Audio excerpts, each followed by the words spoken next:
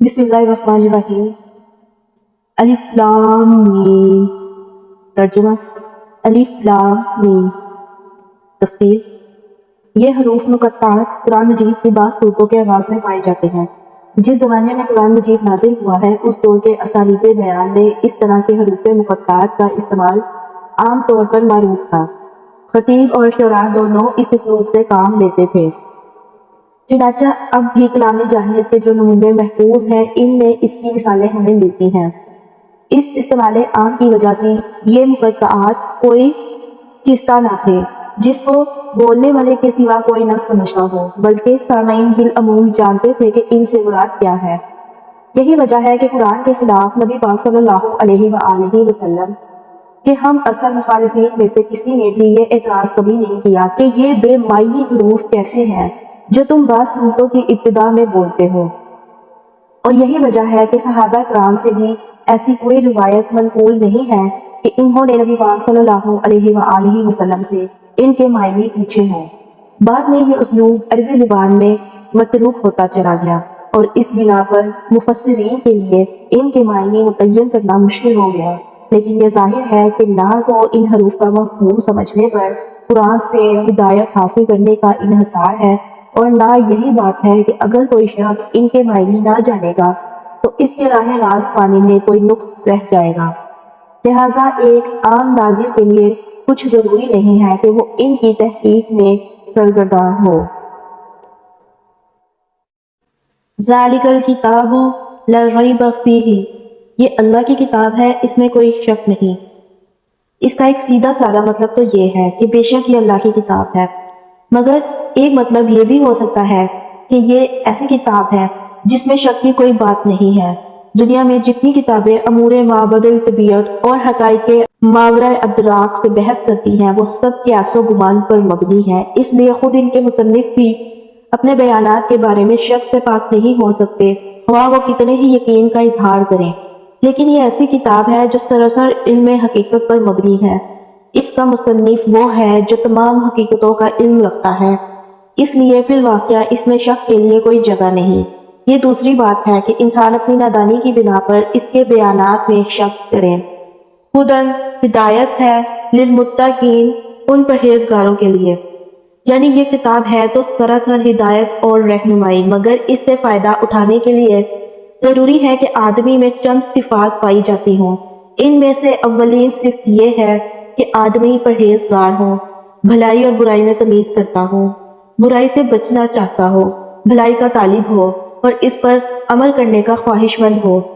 رہے وہ لوگ جو دنیا میں جانوروں کی طرح جیتے ہوں، جنہیں کبھی یہ فکر لاحق نہ ہوئی کہ جو کچھ وہ کر رہے ہیں وہ صحیح بھی ہے یا نہیں، بس جدھر دنیا چل رہی ہو یا جدھر خواہش نفس دھکیل دے یا جدھر قدم اٹھ جائیں اسی طرف چل پڑتے ہوں، تو ایسے لوگوں کے لیے قرآن میں کوئی رہنمائی نہیں ہے۔ الذین یؤمنون بالغیب، جو غیب پر ایمان لاتے ہیں۔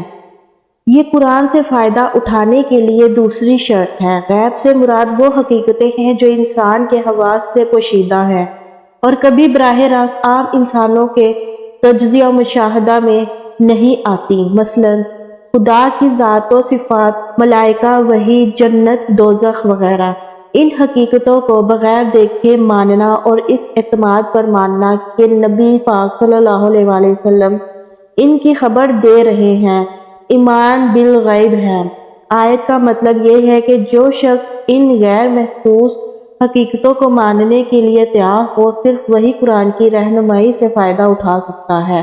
رہا وہ شخص جو ماننے کے لیے دیکھنے اور چکھنے اور سونگھنے کی شرط لگائے اور جو کہے کہ میں کسی ایسی چیز کو نہیں مان سکتا جو ناپی اور تولی نہ جچ سکتی ہو، تو وہ اس کتاب سے ہدایت نہیں پا سکتا۔ وَيُقِيمُونَ الصَّلَاةَ، نماز قائم کرتے ہیں۔ یہ تیسری شرط ہے۔ اس کا مطلب یہ ہے کہ جو لوگ صرف مان کر بیٹھ جانے والے ہوں اور قرآن سے فائدہ نہیں اٹھا سکتے، اس سے فائدہ اٹھانے کے لیے ضروری ہے کہ آدمی ایمان لانے کے بعد فوراً ہی عملی اطاعت کے لیے آمادہ ہو جائے، اور عملی اطاعت کی اولین علامت اور دائمی علامت نماز ہے۔ ایمان لانے پر چند گھنٹے بھی نہیں گزرتے کہ مؤذن نماز کے لیے پکارتا ہے، اور اسی وقت فیصلہ ہو جاتا ہے کہ ایمان کا دعویٰ کرنے والا اطاعت کے لیے بھی تیار ہے یا نہیں۔ پھر یہ مؤذن روز 5 وقت پکارتا رہتا ہے، اور جب بھی انسان اس کی پکار پر لبیک نہ کہے، اسی وقت ظاہر ہو جاتا ہے کہ مدعی ایمان اطاعت سے خارج ہو گیا ہے۔ بس ترک نماز دراصل ترک اطاعت ہے، اور ظاہر بات ہے کہ جو شخص کسی کی ہدایت پر کاربند ہونے کے لیے ہی تیار نہ ہو، اس کے لیے ہدایت دینا اور نہ دینا یکساں ہے۔ یہاں یہ بھی سمجھ لینا چاہیے کہ اقامت صلاۃ ایک جامع اصطلاح ہے۔ اس کے معنی صرف یہی نہیں ہے کہ آدمی پابندی کے ساتھ نماز ادا کرے، بلکہ اس کا مطلب یہ بھی ہے کہ اجتماعی طور پر نماز کا نظام باقاعدہ قائم کیا جائے۔ اگر کسی بستی میں ایک شخص انفرادی طور پر نماز کا پابند ہو، لیکن جماعت کے ساتھ اس فرض کے ادا کرنے کا نظم نہ ہو، تو یہ نہیں کہا جا سکتا کہ وہاں نماز قائم کی جا رہی ہے۔ وَمِمَّا رَزَقْنَاهُمْ يُنْفِقُونَ، جو رزق ہم نے ان کو دیا ہے اس میں سے خرچ کرتے ہیں۔ یہ قرآن کی رہنمائی سے فائدہ اٹھانے کے لیے چوتھی شرط ہے کہ آدمی تنگ دل نہ ہو، زر پرست نہ ہو، اس کے مال میں خدا اور بندوں کے جو حقوق مقرر کیے جائے انہیں ادا کرنے کے لیے تیار ہو، جس چیز پر ایمان لایا ہے اس کی خاطر مالی قربانی کرنے میں بھی دریغ نہ کرے۔ وَالَّذِينَ يُؤْمِنُونَ بِمَا أُنزِلَ، جو کتاب تم پر نازل کی گئی ہے یعنی قرآن پاک، إِلَيْكَ وَمَا أُنزِلَ مِن قَبْلِكَ، اور جو کتابیں تم سے پہلے نازل کی گئی تھی، ان سب پر ایمان لاتے ہیں۔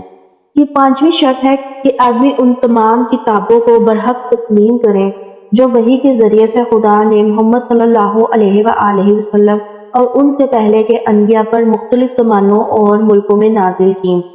اس شرط کی بنا پر قرآن کی ہدایت کا دروازہ ان سب لوگوں پر بند ہے جو سرے سے اس ضرورت ہی کے قائل نہ ہوں کہ انسان کو خدا کی طرف سے ہدایت ملنی چاہیے، یا اس ضرورت کے تو قائل ہوں مگر اس کے لیے وحی اور رسالت کی طرف رجوع کرنا غیر ضروری سمجھتے ہوں، اور خود کچھ نظریات قائم کر کے انہی کو خدائی ہدایت قرار دے بیٹھے، یا آسمانی کتابوں کے بھی قائل ہوں مگر صرف اس کتاب یا ان کتابوں پر ایمان لائیں جنہیں ان کے باپ دادا مانتے چلے آئے ہیں، رہی اسی سر چشمے سے نکلی ہوئی دوسری ہدایات تو وہ ان کو قبول کرنے سے انکار کرتے۔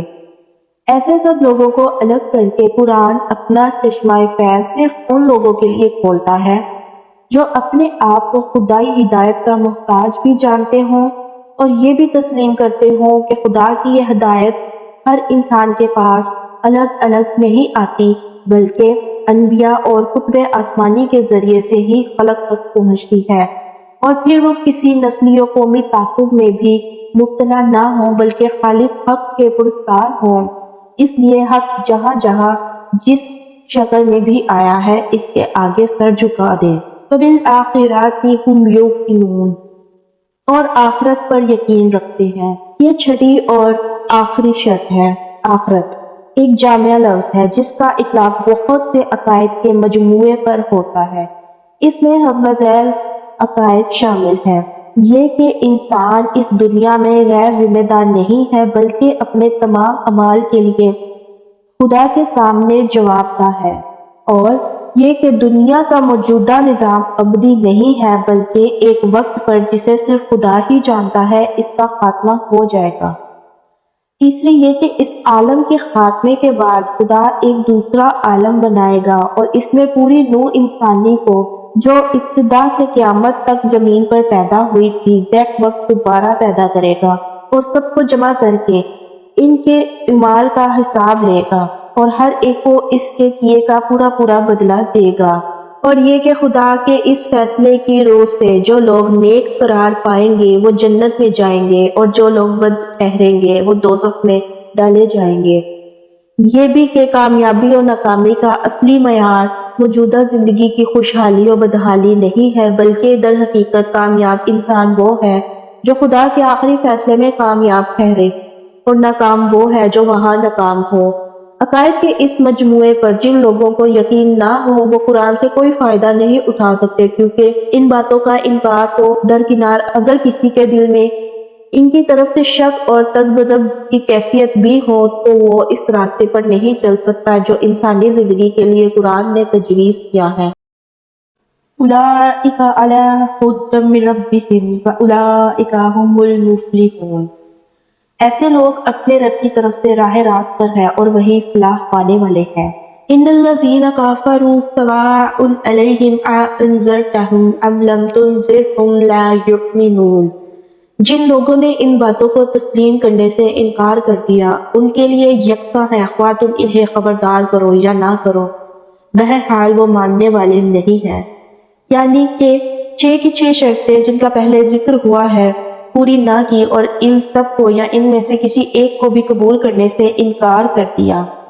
ختم اللہ علی قلوبہم وعلی سمعہم وعلی ابصارہم غشاوۃ ولہم عذاب عظیم۔ اللہ نے ان کے دلوں اور ان کے کانوں پر مہر لگا دی ہے اور ان کی آنکھوں پر پردہ پڑ گیا ہے، وہ سخت سزا کے مستحق ہے۔ اس کا مطلب یہ نہیں ہے کہ اللہ نے مہر لگا دی تھی اس لیے انہوں نے تسلیم کرنے سے انکار کیا، بلکہ مطلب یہ ہے کہ جب انہوں نے ان بنیادی امور کو رد کر دیا جن کا ذکر اوپر کیا گیا ہے اور اپنے لیے قرآن کے پیش کردہ راستہ کے خلاف دوسرا راستہ پسند کر لیا تو اللہ نے ان کے دلوں اور کانوں پر مہر لگا دی۔ اس مہر لگنے کی کیفیت کا تجربہ ہر اس شخص کو ہوگا جسے کبھی تبلیغ کا اتفاق ہوا ہو۔ جب کوئی شخص آپ کے پیش کردہ طریقے کو جانچنے کے بعد ایک دفعہ رد کر دیتا ہے تو اس کا ذہن کچھ اس طرح مخالف سمت میں چل پڑتا ہے کہ پھر آپ کی کوئی بات اس کی سمجھ میں نہیں آتی، آپ کی دعوت کے لیے اس کے کان بہرے اور آپ کے طریقے کی خوبیوں کے لیے اس کی آنکھیں اندھی ہو جاتی ہیں، اور صریح طور پر محسوس ہوتا ہے کہ فی الواقع اس کے دل پر مہر لگی ہوئی ہے۔